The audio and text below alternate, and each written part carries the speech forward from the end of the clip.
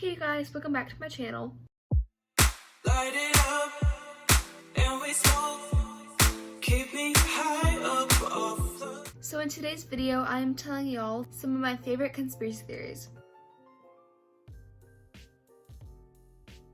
So the first theory we are talking about is the mattress firm theory. So first of all, we need to talk about what money laundering is. Money laundering is basically when you do something illegal and you get money from like drugs or somehow just making money off of the product. And because you don't want to get traced back to you or back to whatever you're doing, you take that money and you split it evenly and distribute it into businesses that you own. And so the money comes back to you, but through businesses. So it looks like the businesses are making more money than they are, and not anything else. Money laundering started with Al Capone, who had a laundry machine business. And when you go to a laundry machine place, they have like a laundry machine. You put coins in like a coin thingy-majiggy, and then you can do laundry that way. So he basically put tons of money in there and then said, oh, today we got $2,000 instead of it was probably like $1,000.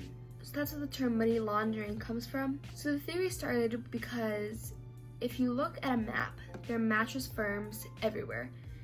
There are some literally next to each other and across the street, and it just raises question. So people are thinking that what's happening here is that they're doing something illegal, getting money from it, money laundering, right? And they're tracing it out to mattress firms. And if you want it to be even less noticeable, you do like as the least amount of money as you can in each place so that it looks normal. But when you think about it, there shouldn't be that many mattress firms everywhere because you really only buy mattresses one every 9-10 years.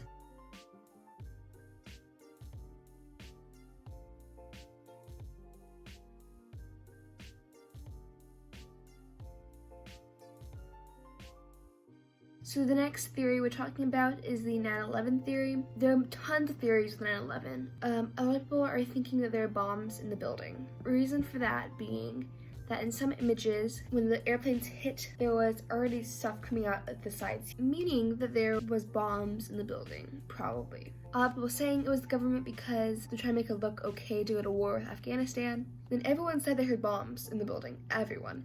There was a guy named William Rodriguez who had worked there a long time, and he came out and said that he had heard bombs in the building before the planes even hit. And when he said that, the government was saying cut that out, like don't put that in. Some people even think that there was no planes at all, which that theory is a little bit more controversial because a lot of people, like millions of New Yorkers, said they saw airplanes actually there. But the reason people think this is because there is a famous image of 9/11 from the news that has a wing that isn't even there at all. The wing is missing. It just suddenly disappears, which causes suspicion. There's another video of the airplane that completely just goes through the building and the nose comes out, which if you build a plane, you know that that's not possible. That's actually impossible because the nose is meant to break when it comes in contact so that it like spares the main body of the plane. So the fact that it's coming out the side is basically impossible. Another reason is there was no exit hole whatsoever. So the fact that there's images and videos of the plane just going straight through causes suspicion. Okay, so the next theory is about mermaids. When I was younger, I was really obsessed with mermaids. I was one of the kids that looked up how to become a mermaid and potion stuff on YouTube and whatever. That was me as a kid, and I tried them, and obviously they didn't work. But mermaids, real or not real, are really beautiful, and they're kind of fun to think about, like something living in the water like that. Christopher Columbus and John Smith both reported seeing mermaids. On the walls of caves, cavemen had drawn mermaids, which causes people to think, what if they existed at some point? Don't know.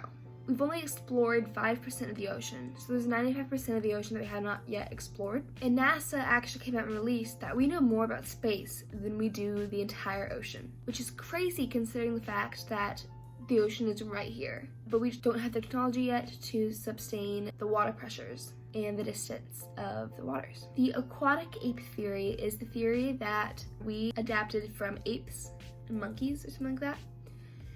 And so the theory is that at some point in time there had to be a monkey or ape that was raised in an ocean environment, and a lot of people think that because of that, they then adapted down to be mermaids instead of humans like us.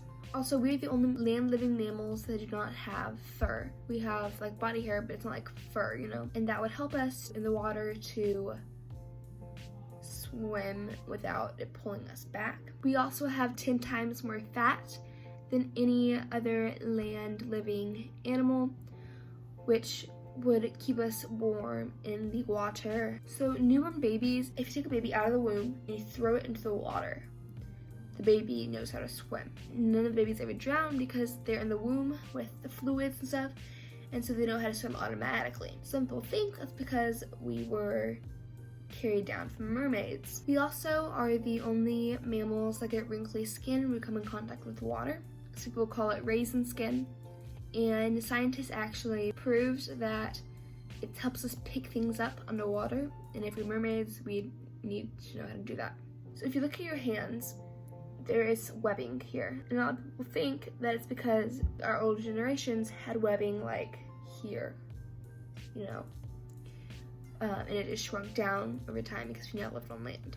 Dolphins are also really playful with humans, and nobody can seem to figure out why. They're not playful with any other type of mammal or land-living animal, and people think that's because we remind them of mermaids.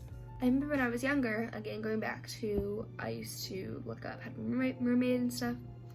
There was a video I watched about mermaids shrinking.